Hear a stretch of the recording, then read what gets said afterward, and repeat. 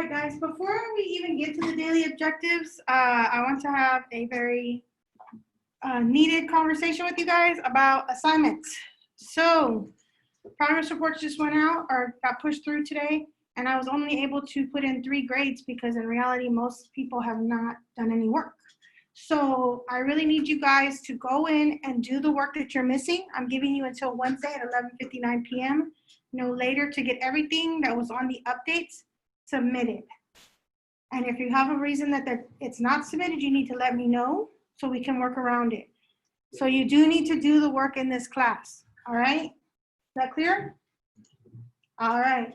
So other than that, so the daily objectives today, we have a couple of them. To share opinions within a group while adhering to or following basic discussion guidelines, to gain knowledge on rhetorical appeals and their use in the art of persuasion, to utilize newly acquired knowledge of rhetorical appeals to identify the 3 appeals within visual media, and to actively participate in a group discussion while adhering to or following etiquette guidelines. So by the end of the day, you're gonna see this poster right here. I'm gonna actually put that into your OneNote book and also into the day so that you know what the etiquette rules are. Are there any questions for that? All right. So what does all that mean? That means today we're gonna ponder and discuss the questions, what is a social issue and what is social reform? We're going to review and discuss the lesson Rhetorical Appeals, Let Me Convince You, and begin working on demonstrating your understanding Rhetorical Appeals group discussion board. So when you go into today, you will only see one discussion, but there's many groups, and I have already grouped you, okay? And we'll get more into that when it's done. Any questions so far? We good? Yes? Okay. So, before we start, what is a social issue? Anybody? Yeah, what is a social issue? What would we define it as? Anybody? A social issue is an issue that you Okay, so what's an issue? What's another word for it? conflict. Conflict, what? Problem. Problem, okay. So a problem that affects who? Everybody. Everybody in what? So what's, look at social, what's another word that starts like that? Society. So a social issue is a problem that affects a society. Are there a few of them right now? Yes. Yeah, every time you turn on the TV, right? So, all right. So if we know that that's what a social issue is, then what is social reform? Fixing that issue. A movement to fix that issue. Make sense? So we're going to start really talking about that this week. But today I just wanted you to have a baseline understanding of it because some of the commercials we're going to see have some social issues in them. So a social reform is a movement to fix a problem in society. Okay. And you can take notes now, or I'm also going to type these up for you guys and post them in your OneNote notebook, okay? That way the kids online have it as well as you guys. All right. So now that we have a baseline understanding of that, we're going to go into rhetorical appeals. And what did I tell you rhetorical was linked to? You guys remember? It's to persuade, okay? Rhetorical is when you persuade. So when we're thinking about being persuaded, what affects our judgment though? What affects our judgment when people are trying to persuade things? Our biases, yes. Okay. Okay. Let me see, hold on. Okay. So, rhetorical appeals, let me convince you. So what do I mean by rhetorical appeals? As always, I'm going to break it down for you. So rhetorical is relating to or concerned with the art of speaking or writing as a way to persuade or influence people. Okay. But in this definition, we can also add the art of visual media. What is visual media?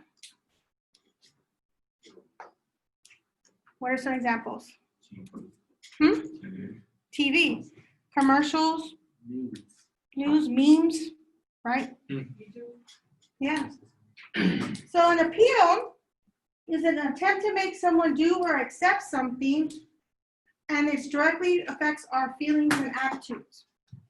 So we can say rhetorical appeals are the way we use speaking and writing and visual media to persuade and influence someone to do what we want directly by targeting their feelings and attitudes. Does this necessarily mean that I'm trying to sell something? No. No, right? Okay. So when we talk about someone, who do we mean? We mean the audience. And the audience is the listening, reading, and viewing members of the public. So who's my audience? You guys. And what am I trying to convince or persuade you of?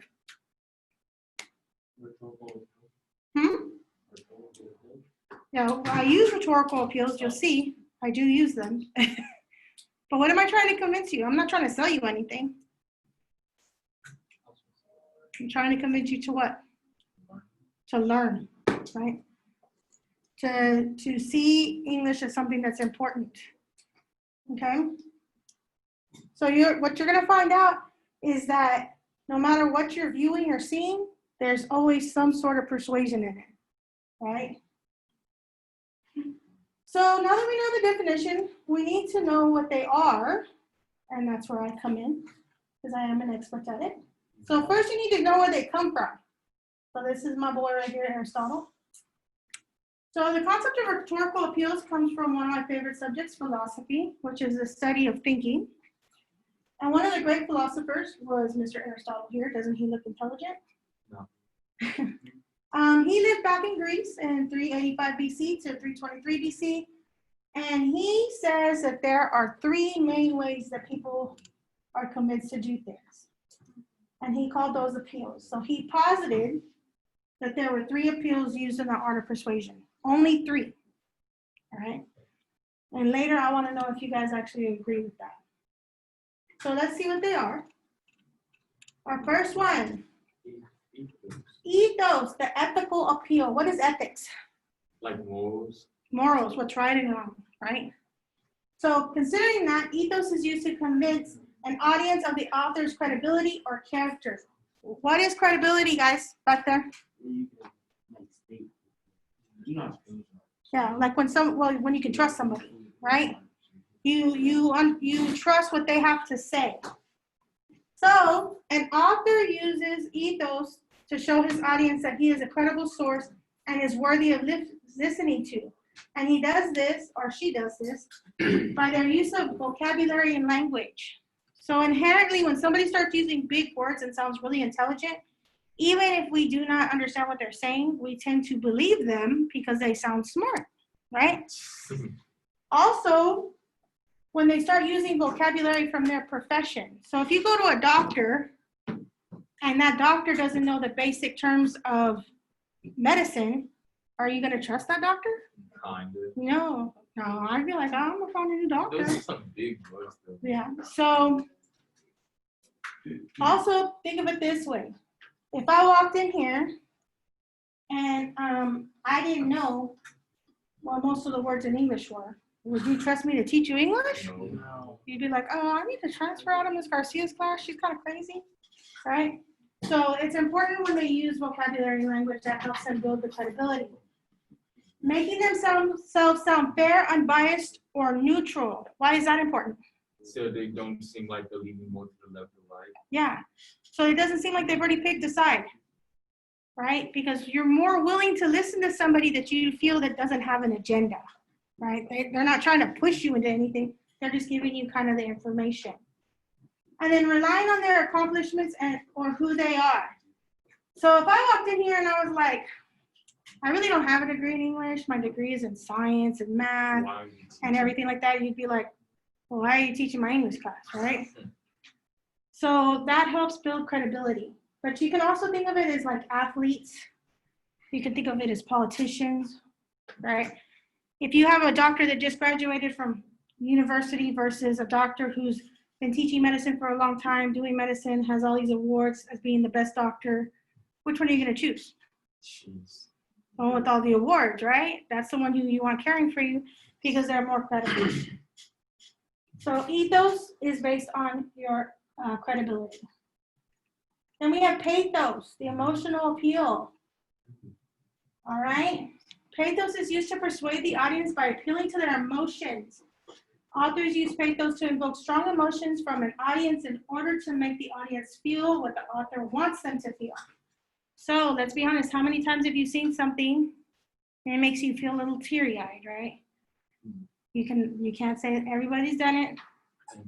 I saw big grown men crying at Endgame when I was there. So that's when they tug on your heartstrings. Or if you've ever seen anything that makes you mad, like it makes you feel like angry, or you read something that way, so they're appealing to pathos. And they do this through the use of powerful language that is tied to powerful emotions. So one example is when I was growing up, there was a lot of Hispanic Chicano movements, and they would use terms like la raza or si se puede, yes I can. So those evoked powerful, prideful emotions in the people that were part of that organization. When people use terms like patriotic, right? Even when you think about it, where you're from, right? Well, I'm from Texas, right? If you're from Texas or I'm American, that evokes certain emotions in you. So that's the type of language we're talking about. By using images that inspire the audience to feel a certain way. Have you guys ever seen that commercial where they show the little puppies and the kittens and it's like, oh, they need a home, they need food, and you just want to give all your money because they're so adorable, right? So those are the ways that it pulls on you. So anytime you feel an emotional response to something, they're appealing to your pathos.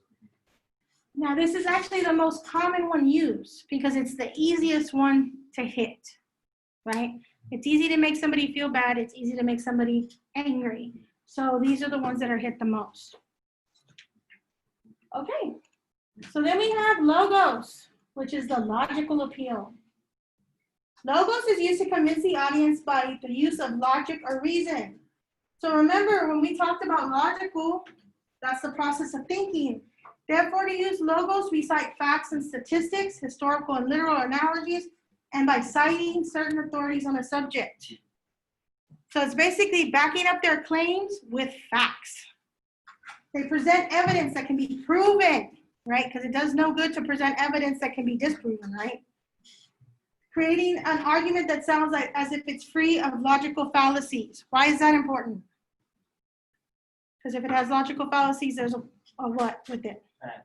There's a flaw in it, right? It can be undermined. So, and the more fallacies there are, the weaker it is. And citing credible and reliable sources. Okay, so if I'm sitting here telling you a statistic and I'm like, this is why it's proven, and you ask me, where did you get that statistic from? And I said, oh, from a Fruit Loops box. Are you going to believe me? No. You're going to be like, Ms. Garcia, you need to go on the internet. So what about Wikipedia? Would that be considered credible and reliable? No. No, never. Because in Wikipedia, I can go in and make myself the Queen of England.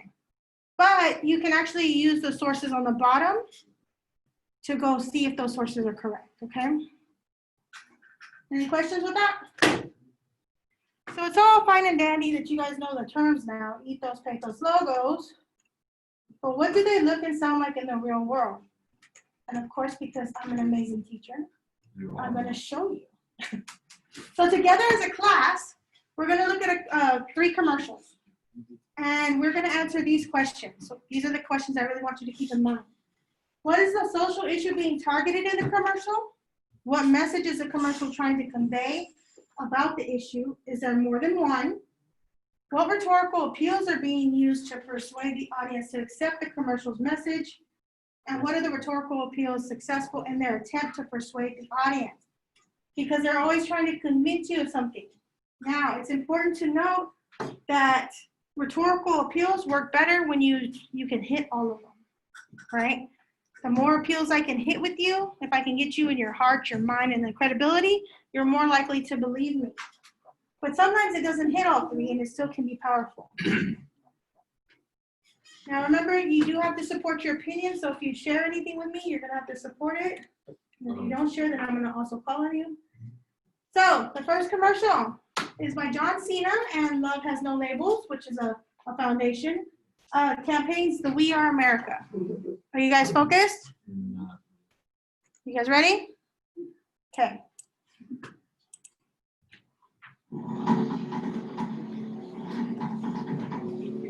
Patriotism. There's a word thrown around a lot.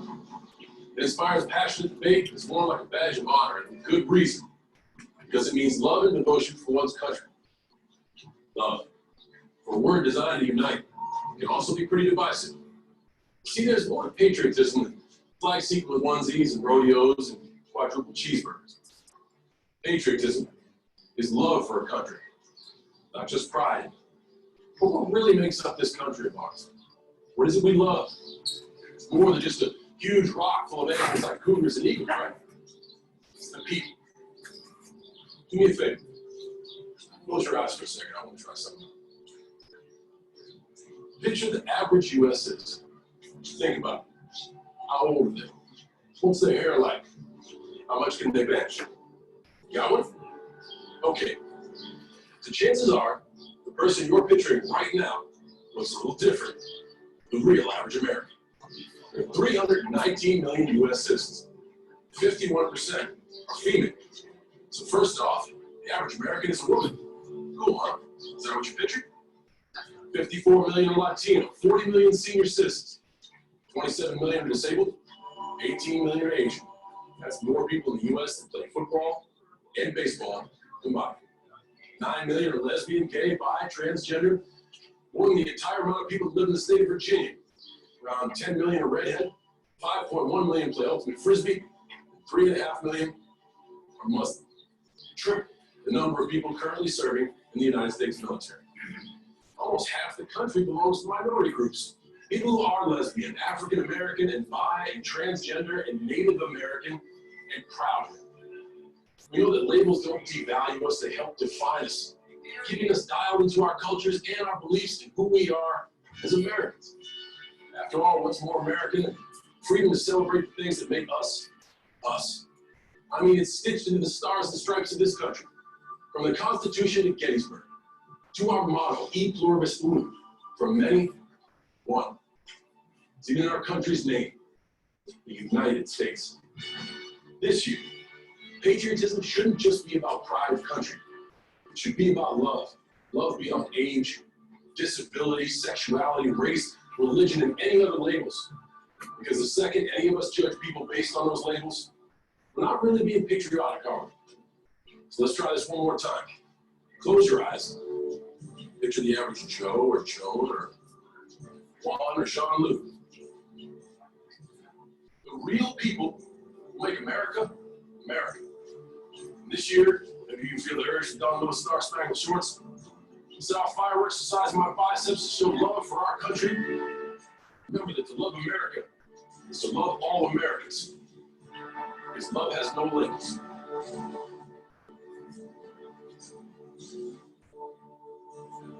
Period. Okay. So what's the message? I have no idea. What true patriotism is and what it means to be yourself. Okay. So true patriotism? It's quick, 58.2%. Okay. And to celebrate what? What makes an American? The right to be yourself and to celebrate. So it's basically like our differences, right? So our differences make us American. Okay. So let's start from the first one, ethos. Is there any ethos in there? Yes. What's the ethos? What's this? He named like all the numbers of like how many transgender and So remember, ethos is credibility. He didn't really give an incredible source. He was giving credible sources. I mean, Is he a credible source? No, man, he's a wrestler. Okay, but what kind of wrestler is he? What was he considered? So he always plays military people, right? He's considered like your typical American man, right? but also he was considered the people's champ, and he travels around with wrestling, right? So do you think he's seen all of America? Pretty much, right? Like he's well traveled. So they're trying to use ethos as a way to say that he knows America. So Cena gives you America, right? And then also, the Love Has No Labels campaign, would they be credible sources on what makes people different? Yes. Okay. And so the organization itself gives you ethos. What about pathos? Ethos is emotional, right? Yeah, pathos is emotional. Was there anything that I feel like while he was talking about everything and trying to open up people's eyes, that he was getting like emotional even in himself, where he was talking about like how important it is for everybody to know themselves. So his own passion, right? Yeah. His own passion for the subject. Did you also notice that as he was talking, there was people walking behind him? Yeah. That represented, and even if you didn't see that, like you didn't acknowledge it, your brain catches that. That's what's always interesting, is your brain will actually catch those things. Okay, so the images, what about the music? It was very patriotic. Patriotic, right? And think about that. He used the term patriotic a lot, and American, right? He was trying to evoke those feelings. So even the terms he used. And then what about logos? What about facts? He was talking about how he was giving us percentages about America. Oh, that's saying about Yeah. how this movement and Guys, y'all have a degree back there? Okay. When you get a degree, you can talk while I'm talking. Cool? No, until you can bring me a degree, you can talk when I'm talking. So, logos. He used facts, but they were facts with numbers. What do we call those? statistics. Yes, stats. He was using stats. And even though he didn't cite where he got those stats, you can easily go try to verify it. Yeah, Right? he was correct on most. Okay. So, this one actually hits all three. Did it do a good job in trying to convince you of its message? Was it effective? So to you, it wasn't effective. Why wasn't it effective? I don't really get what he was trying to convince or tell me. That's Okay. really mostly why I wasn't effective. Okay, so you weren't effective because you weren't quite sure what his message was. No, ma'am, I wasn't sure what his general idea was that he was trying to tell me. Okay, that's fine. And then for other ones, it was effective, right? So that's the thing too, is remember, when we watch these things, these appeals work on each and every one of you differently, right? There's something that will make me sad that may not make you sad, and vice versa, right? There are some things that I will take as credible and other people won't, right? Because the argument could be made that he's not credible because what does he do for a living? Wrestling. And what is wrestling considered? Just It's considered fake, it is. right? So people may say, well, he's not a reliable source because all he does is act all the time, right? People say Bill Nye is an incredible source, even though he has a scientific degree. Yeah. So it just really depends, right? You have to be able to back it up. And so people might say, well, he's not credible, right? So any questions about that? So again, your own biases, your own thinking is going to affect how these appeals work on you. So let's take a look at another one. So the first one had images, it had words and stats and everything. So let's look at this one. So beautiful for spacious skies, por tus olas de granos ámbar, yo isinagsakuti sa ibabaw ng mga prutas. America, America, God shed His grace on thee. और वही चले के साथ नाचते हैं, जादूला मेला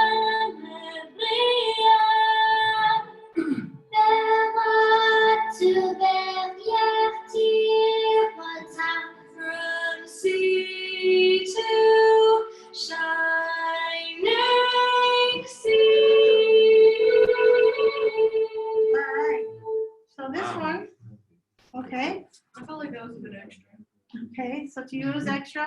What's the message? America. I don't know.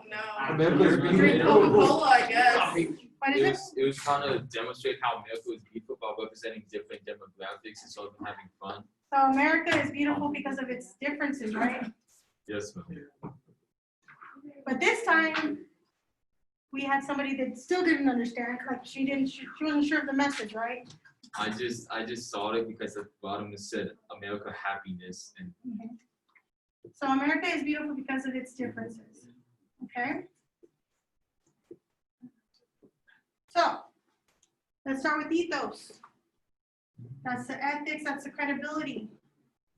Who created the video? Coca-Cola. Coca-Cola, are they credible? Yeah.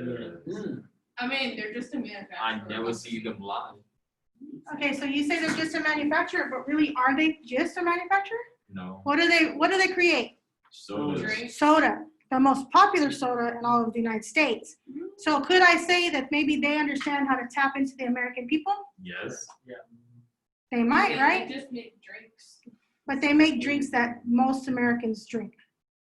They have, year after year, they make the most popular drink. I mean, this is coming from the brand that allegedly has Coke put into it. That was way back in the day. It actually, that was a long time ago. And they acknowledge that. So, but most people would say that Coca-Cola is an American brand. It is known as an American brand around the world. Is it? So they would know, yeah, it is. So they would actually know who Americans are, right? They could make that argument. We are credible enough because we know who America is. What about pathos? Didn't. The music. The music? What song was it? America happiness. America the Beautiful. Oh, America the beautiful. And when we hear America the Beautiful, we feel patriotic, right? Not really.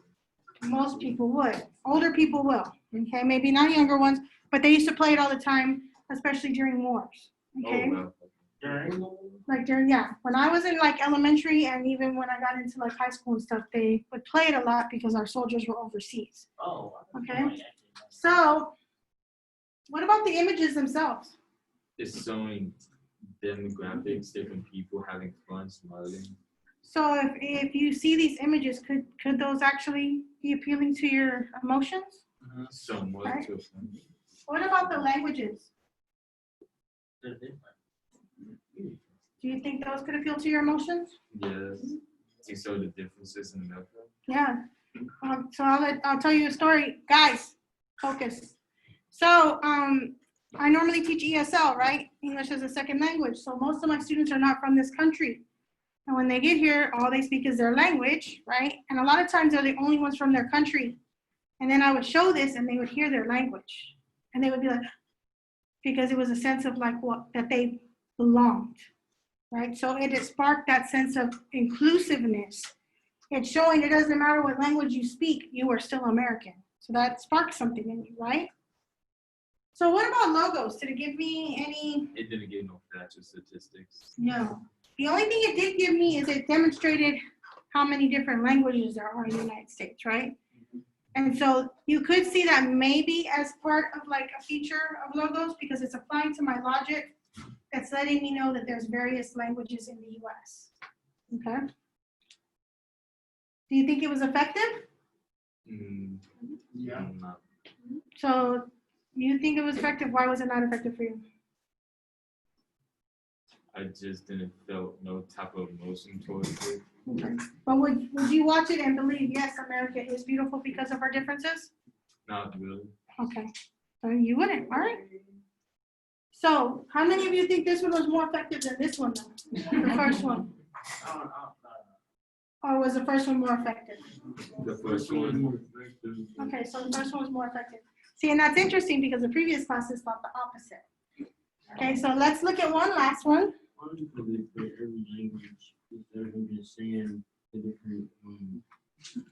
So the next one is by Nike and Colin Kaepernick.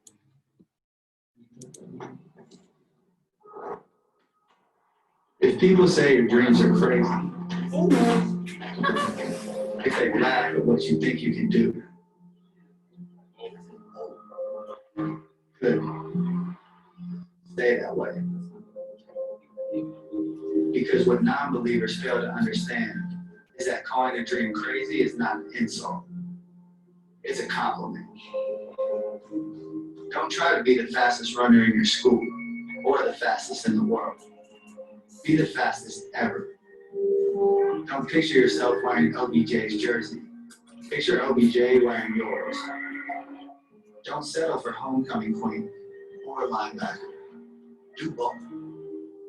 Lose 120 pounds and become an Ironman after beating the brain tumor. Don't believe you have to be like anybody to be somebody. If you're born a refugee, don't let it stop you from playing soccer for the national team at age 16. Don't become the best basketball player on the planet. Be bigger than basketball. Believe in something, even if it means sacrificing everything. When they talk about the greatest team in the history of the sport, make sure it's your team. If you have only one hand, don't just watch football, play at the highest level. And if you're a girl from Compton, don't just become a tennis player. Become the greatest athlete ever. Yeah, that's more like it. So don't ask if your dreams are crazy. Ask if they're crazy enough.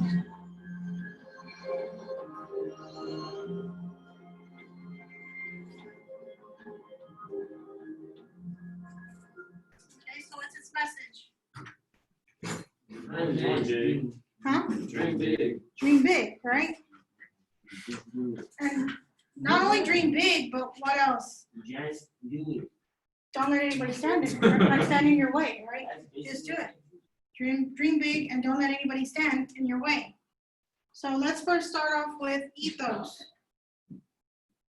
Does Nike and Colin Kaepernick have credibility? Yes. Yeah, right? Why would Nike have credibility? It's like They're like one of the popular brands. They're the top brand, especially in what? Sports. Sports. Football. Yeah. They're the most worn brand in sports. So of course they're gonna know what it means to dream big, because can you easily get into any sport? No. No, right? You have to be a pretty big dreamer and pretty awesome to get into those sports. So what about Colin Kaepernick? Would he know what it means to dream big? Yeah, he put the leader in the bucket. Yeah. So not only did he dream big, but then he says something in there. He says, sacrifice, right? If you believe in something, sacrifice. Would he know what that means? Yes. Yeah. Why? Because what did he lose? His Career. He lost his career. And it's not easy to get into the NFL. And he was willing to give that up to take a knee for what movement? The president. Wait. What movement? No, he kneeled during the Pledge of Allegiance because of a social issue, right? Police brutality against Black men. That's what he was fighting for. Yes. When you just said that on the TikTok episode, this is like she's talking about we talking about police and Black people, about police and white people, and she was like, it's more like crime rates for Black people. That's why we always assume that it's something. Well, comics for Black people. They said police still want white people. Okay, and we will be talking about Black things people like that. 69% of all crimes of Black people only commit 27. And if you want to talk about Black people getting killed by more than the police, you have right now Black people get more killed by the police than any other year right now. Okay, and we are going to be talking about that. That is one of the issues that we will be talking about. So keep all of that in mind. So what about pathos? Yes. How is it appealing to pathos? But it's so easy to say what people doing amazing things. The different people, right? Now I'm going to show you, or I'm going to share 2 stories with you that will show that your past, your biases, your life affect how things affect you.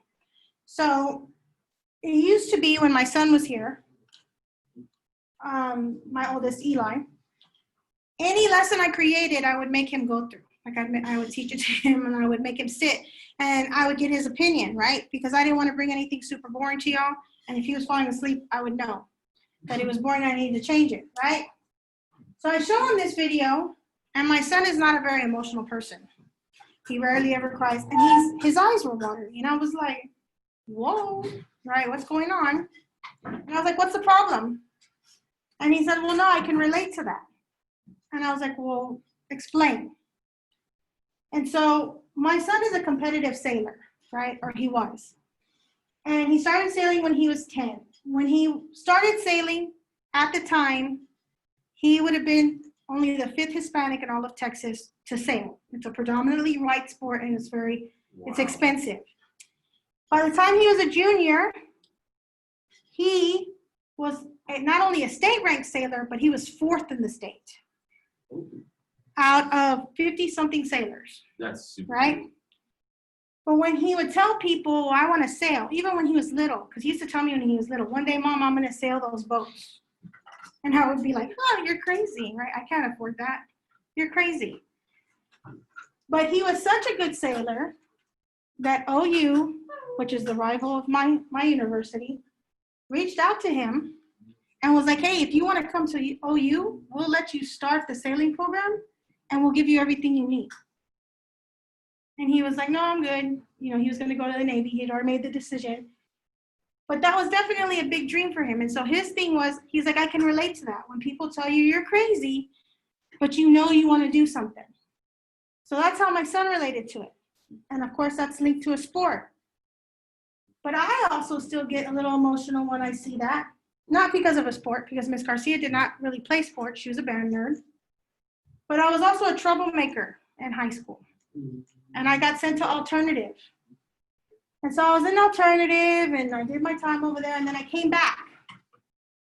And they gave me to this counselor and the counselor says, what do you want to do? And I said, well, I'm gonna go to college. I'm gonna be an engineering student. And she's like, girl, you're crazy. Nobody's gonna accept you. And I was like, excuse me? And she said, with your record, there's not a university in the world that would accept you.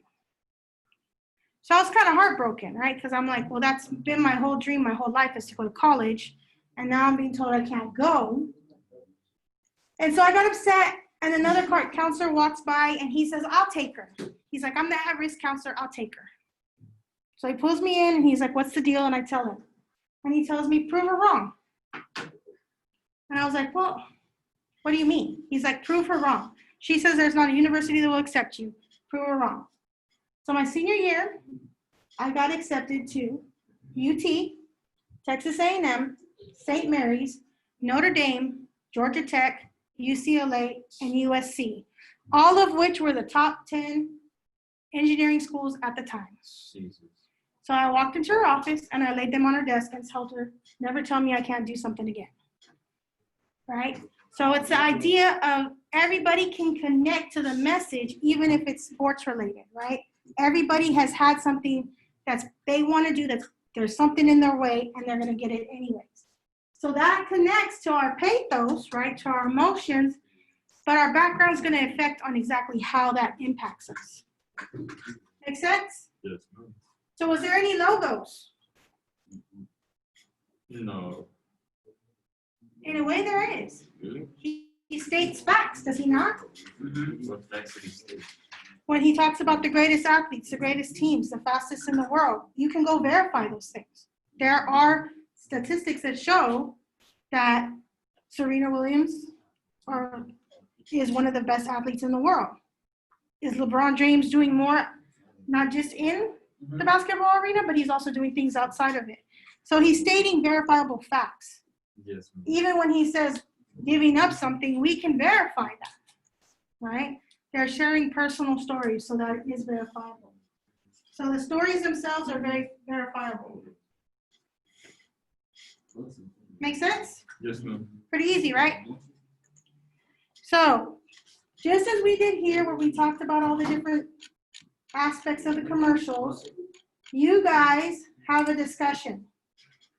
It is due Friday. And you guys are broken up into groups, and each group has a different commercial. So what you're going to do is you're going to watch the commercial and answer the questions that I posed in the class. That's going to be your original post. And then what you're going to do is you're going to go ahead and respond to all of your group members. Now, most groups have only 4 or 5. You need to respond to all of them at least once. I am going to be following the rubric though, so make sure that your responses are how long? 5. 3 to 5 sentences, yes. So like a paragraph. Yes, and please don't just use one period in the whole thing. I need multiple periods. All right, so is there any questions about those? And then what's going to happen is on Friday, we're going to talk about all the different commercials. Now, I understand that some of you might be paired in a group where you're the only person that responds. If by Thursday nobody else has posted anything, you need to let me know so I can try to fix it, okay? Any questions? You'll start seeing them being posted. And I can actually tell you who's in your group. Okay? All right, so go ahead and get to the discussions. Please make sure you turn in any work you are missing by Wednesday. That's the last time I'm taking it. I would like to get our class average up. All right? All right, we'll get to it. Yes, ma'am.